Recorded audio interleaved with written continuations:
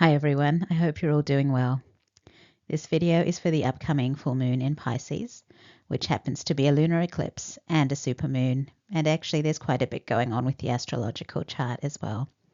So this seems like it will be an impactful full moon from a number of angles.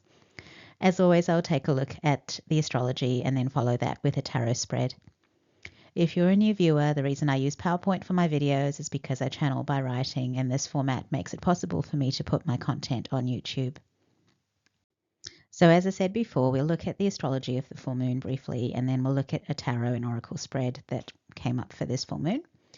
I personally find the astrology and tarot often connect, but if you're not into astrology at all, you can skip straight on to the tarot reading. I will have timestamps listed in the description box for each section of the presentation. All right, so this is the astrological chart for this lunar eclipse. And I'm going to start by saying wowzers, because this is some chart that we've got here.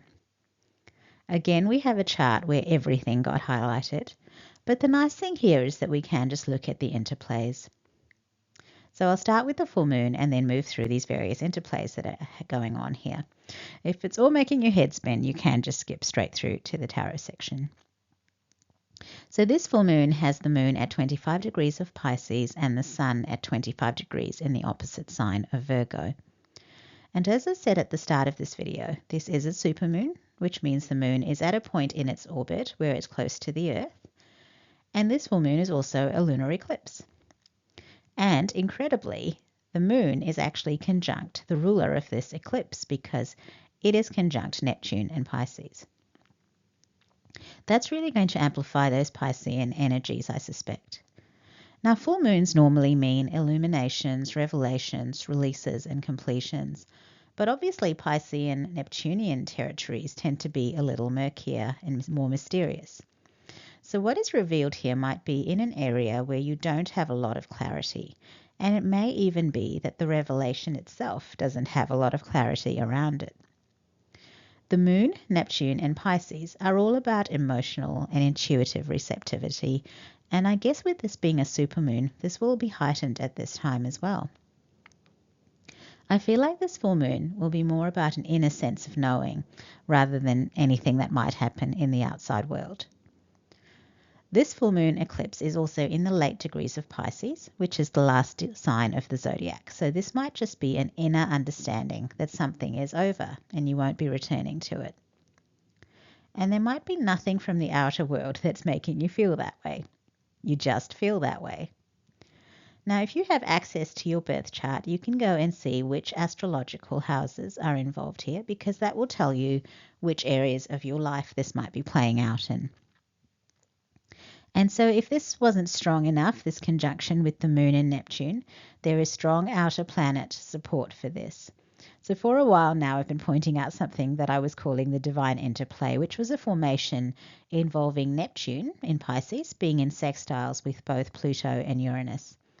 Well, it looks like that divine interplay, which was only affecting outer planets in the past, well, it looks like it's landing at this full moon because it's directly aspecting this full moon lunar eclipse. And by landing, I mean that these energies are now connecting directly to the personal planets. And in this case, it's the sun and the moon. And because this is happening at the time of an eclipse and a supermoon, I almost feel like this has all been planned in some way, don't you think? But anyway, Pluto and Uranus are sextiling the moon and Neptune and trining the sun. So in terms of where these things are on this chart, so the sun and the moon are that blue band that's crossing over the chart.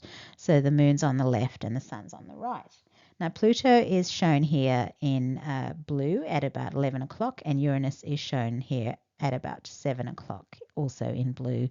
So if you look closely at these planets, you will see from the lines that are connecting them that there is a kite formation here.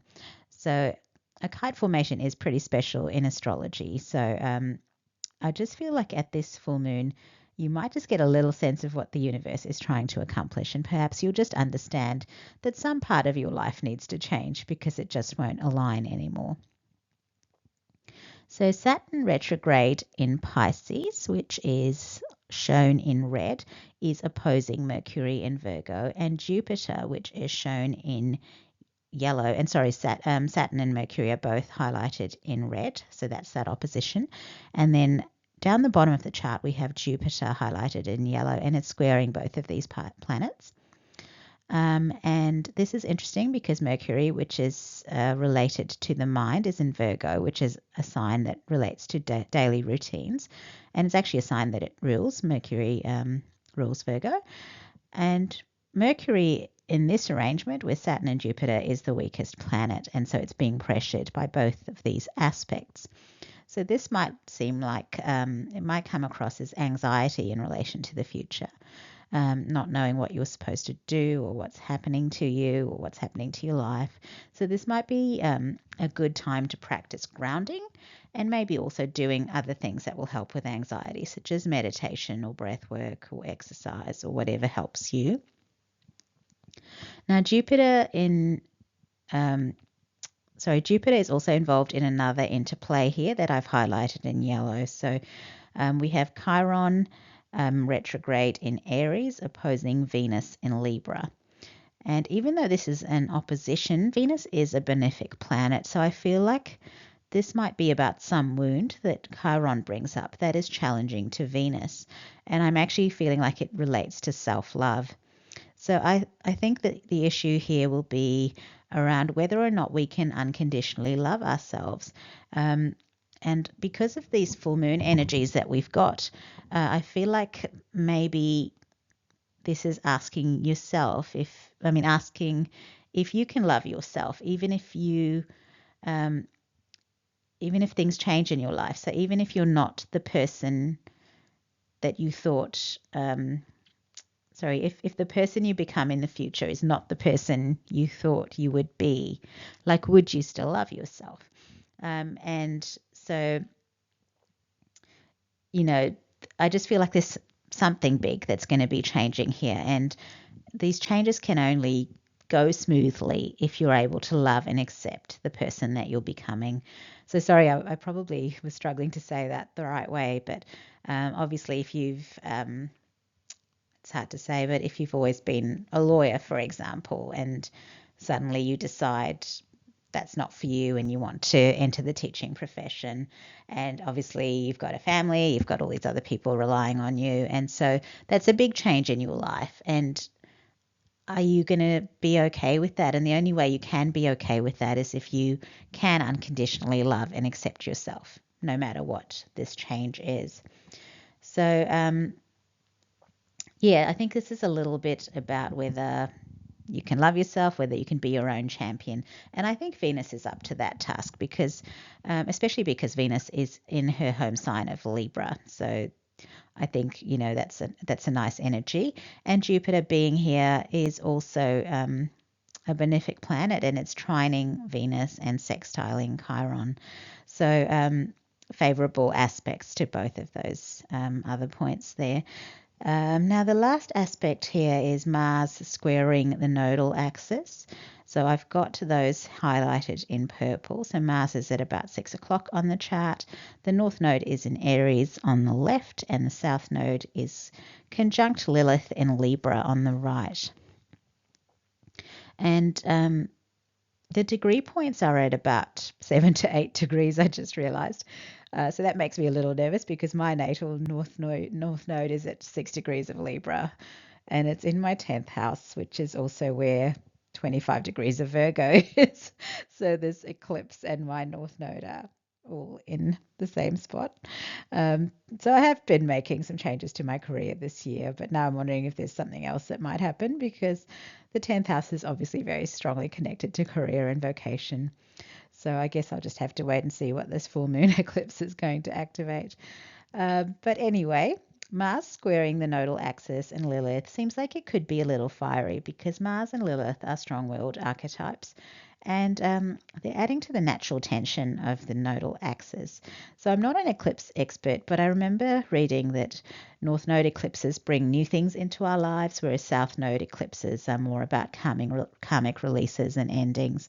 So this is a North Node eclipse, so we might just have to see how things play out if the eclipse activations are bringing new energies in.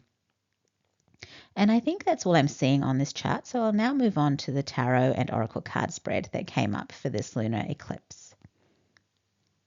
All right, so this is our tarot spread for this Pisces lunar eclipse. If you're interested in the decks that I've used, I'll have them listed on a slide at the end of the presentation. My deck choices here were actually inspired by Piscean Neptunian energies because I was hoping that this might help us delve into the hidden depths and get a little bit more clarity about what we can expect.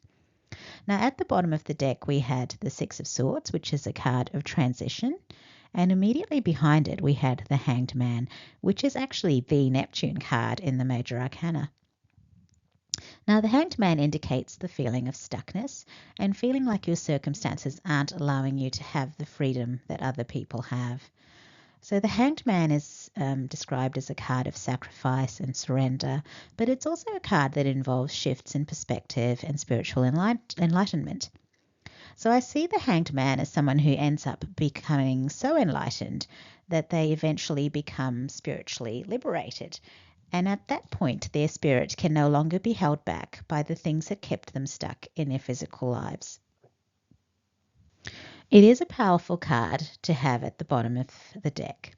Now, the Six of Swords being at the bottom of the deck is suggesting that this process is well underway.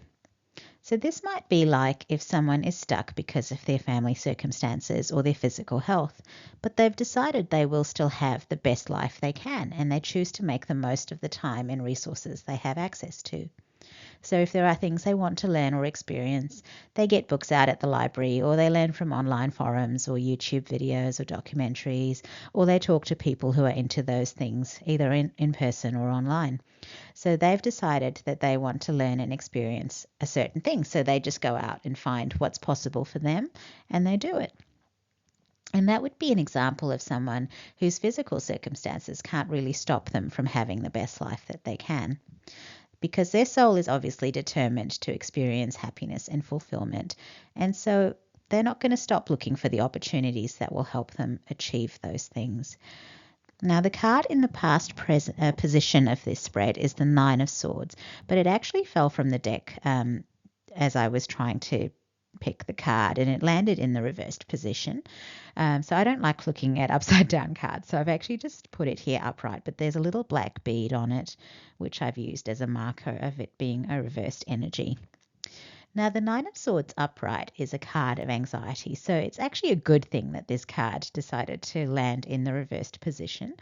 It means that whatever it was that was causing the anxiety is no longer an issue. In this reading, perhaps the stuckness related to fear and anxiety more than anything else. And an example of that might be someone who's perhaps dealing with a controlling, overbearing parent or spouse, and that meant that they felt that they were stuck living their lives a certain way because they had to keep this person happy, or they would be held to pay in this environment. And so they did that for a while. They just sort of appeased to this person, and then they started to find things that they could enjoy that this controlling person couldn't really complain about. And then over time, those experiences, which were positive for them, actually helped them heal and grow stronger. And so over time, they stopped being as afraid of the controlling person, and they started feeling more confident about actually doing what they wanted to do.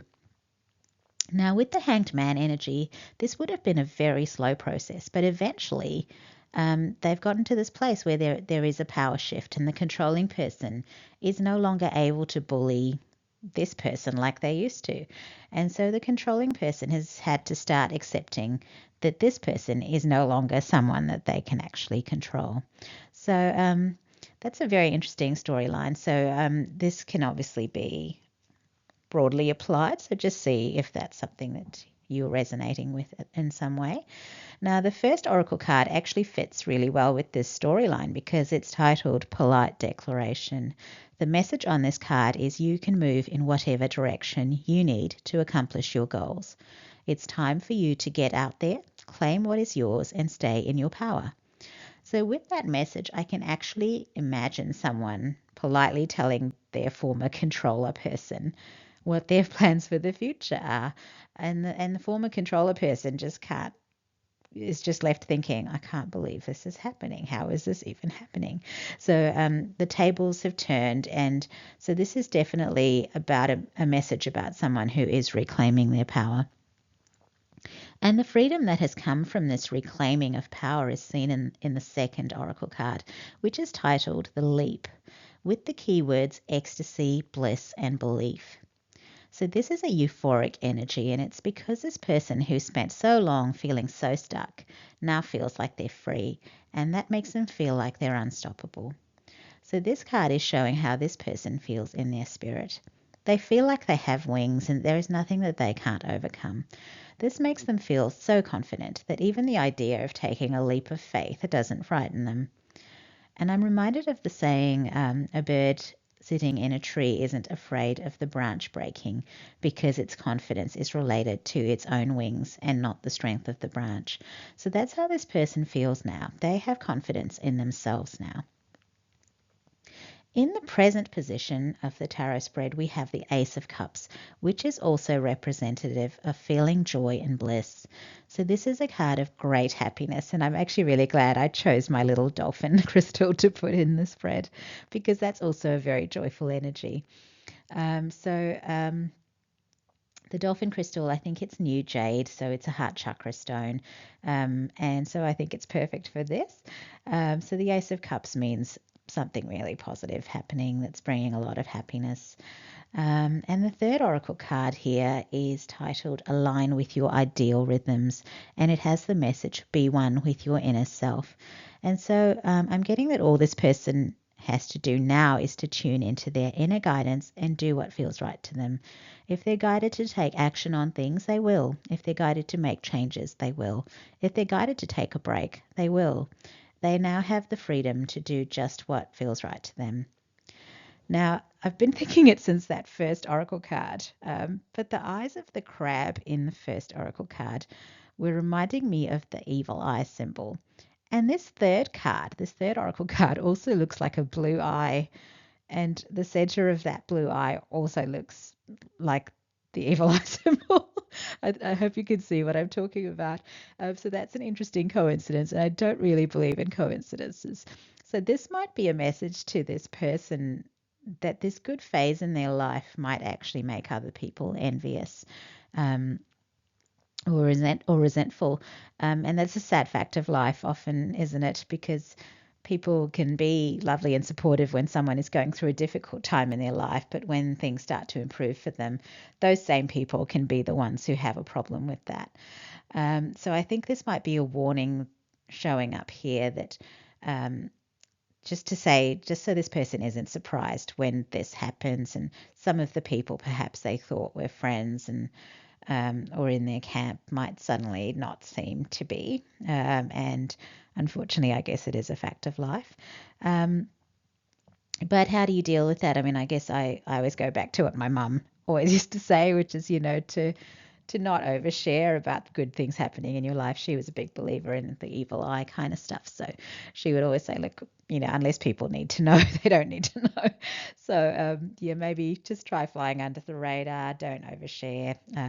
Not everyone needs to know everything. But yeah, so I was just seeing the Ace of Cups as relating to the feeling of freedom, but maybe it's suggesting something else might be happening as well, because the Ace of Cups can also be a card that relates to love and being loved. And we did have the energy of self-love in relation to Venus and Libra opposing Chiron and Aries. So that makes me wonder if we're talking about this person loving themselves and taking really good care of themselves. And that could be the sort of thing that might cause other people to feel envious as well. So anyway, something good might be happening, and just be aware that not everyone's going to be thrilled about it. And the last card here is interesting to me because it is the Queen of Swords, and she's crying. And I have no idea why the Queen of Swords would be shown in this way, because she's typically not an emotional archetype. So it's going to be weird for me if every time I pull this card from this deck, the Queen of Swords is going to be crying. But I guess it can still mean different things in different spreads. But it's definitely an odd depiction. But I'll focus on this reading and not worry about that. And the thing I'm noticing straight off is that she has blue eyes. And so I don't know, maybe this is another message about other people not liking the positive shifts in this person's life. So, the blue eyes we had were the evil eye references. So, yeah, this person has blue eyes. So someone in your life perhaps weeping over what's happening in your life that's positive, but it is what it is. Now we're dealing with a supermoon, so that is something you'd expect to mean that people are more emotional than they normally would be. So the Queen of Swords is a Libran energy to me. So I'm thinking about how the South Node is in Libra and that this is a North Node eclipse. So maybe the changes that this eclipse activates will be upsetting for certain people. And they're the people who might be related to the South Node version of this person, who this person used to be. And the eclipse activations might mean changes that take this person away from these other people. So, wow, that was an interesting reading. I guess what this Pisces lunar eclipse might be about is people being brought into alignment with their North Node. And that's good in the sense that it will bring these people a lot of happiness. But the downside is that these positive changes might not be so good for existing relationships and connections. But I guess with that Hanged Man energy being here, the people who are moving in a new direction are people who were previously feeling stuck. So it's important to keep that in mind, is even if it was suiting you to have someone in your life, if they were feeling stuck and unhappy, then, it's really a good thing that they find the better path for them and one that leads them to happiness. So if we're the South Node connections of someone who is being activated to change, I think we just have to see it as something that's good for that person, even if it might mean that we don't get to have as much access to them as we previously did. Now, so like I said, it's a supermoon, so things could get emotional on all sides. I guess we'll all just have to ride the emotional roller coaster as it happens and hope that things will settle down later. So I did say in the astrology section that grounding practices would be helpful. Time in nature, breath work, journaling, all those sorts of things can be good because these are practices that can help us stay balanced and help us process emotions in constructive ways. We had Mars and Lilith involved with the nodal axis, so there is the potential for conflict and drama. So it might be a good thing if we can do things that will allow us to stay calm and balanced. And really, that's all I'm getting from this tarot spread. So we're at the end of the reading, I guess. Okay, as promised, these are the decks that were used in today's spread. So the tarot deck was Dame Darcy's Mermaid Tarot. Then we had the Whispers of the Ocean Oracle cards, the Oracle of the Hidden Worlds, and the Secret Language of Your Soul. And then the crystal, as I mentioned, was the New Jade. Finally, I'd just like to thank you all for watching this video. If you enjoyed watching the video or found it helpful, please show your support by liking the video or making a comment. Please share the video if you think others would benefit from watching it. You can also show your support by subscribing to the channel, and that will mean that you can be notified of the videos that I upload in the future if you want that.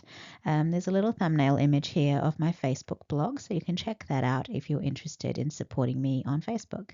Thank you to everyone who has subscribed to the channel. Your support is very much appreciated. And that's it for this full moon eclipse reading. Thank you for staying to the end, and I hope that I'll see you again in another video. And good luck with these eclipse energies. All right, see you next time. Bye.